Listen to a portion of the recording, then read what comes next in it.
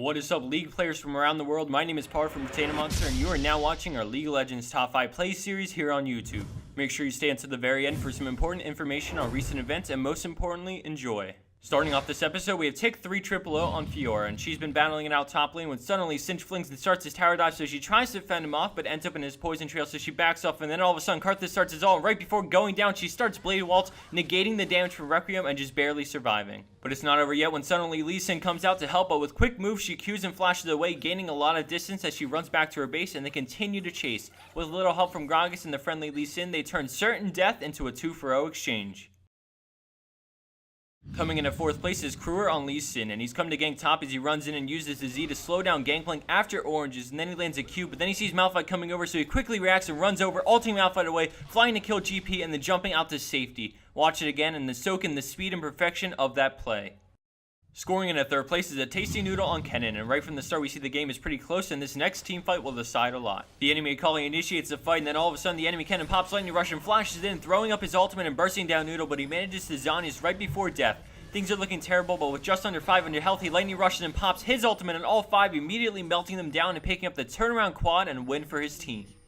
Coming in at 2nd place is the number 18, and my Roman numeral counting serves me well. Her team is for the most part down and out as she leads in a defender tower with Dark Binding, which is absorbed, but out of nowhere she flash ult on all 4, letting the tower kill Malphite as she sits in Zhonya's, and when she gets out, she promptly picks up the remaining 3 players in the 1v4 quad with just a quarter of her health to start and being very unfed. Extremely well played. And for our number 1 pro play for this week, we have Schell playing on Sivir in a high elo game. Right off the bat, we see that Dyrus is backdooring bottom as the enemy team decides to just push and win, but Kennen charges in, followed by Schell as the rest of his team responds, and with incredible movement speed, Schell picks up a pentakill while 2v5ing to save the game.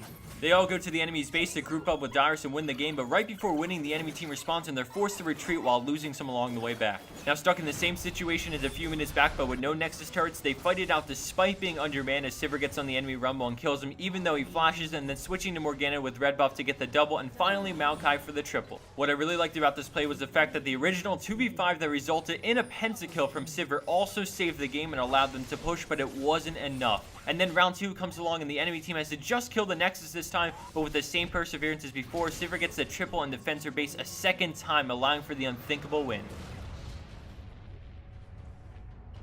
Victory.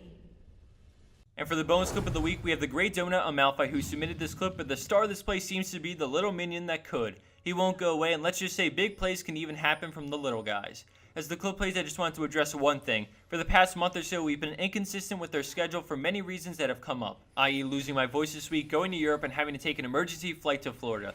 These are just some, and we don't like to make excuses, so I'm going to go ahead and say that Brandon is still in Florida and he's getting back on the 18th, in which we're going to really get the ball rolling on making episodes ahead of time in case of emergencies and possibly hiring more people to make sure we don't miss a beat. We appreciate everyone's patience with us as the school year is wrapping up and all these crazy things are coming to an end.